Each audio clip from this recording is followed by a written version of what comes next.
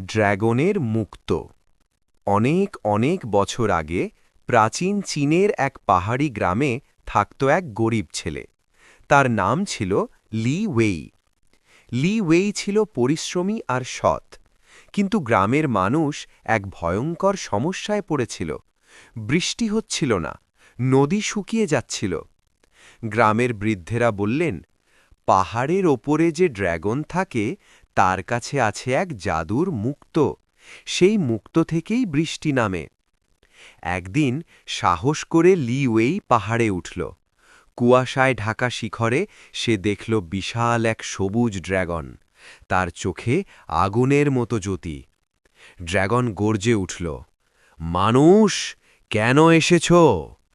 লি Wei কাঁপতে কাঁপতে বলল, আমাদের গ্রাম বাঁচাতে এসেছি, তোমার মুক্ত চাই না, শুধু একটু বৃষ্টি চাই।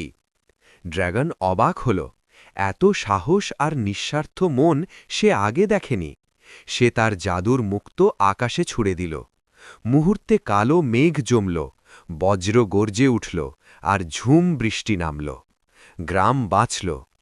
ড্র্যাগন বলল, সত্যিকারের শক্তি মুক্ততে নয়, মানুষের সাহসে।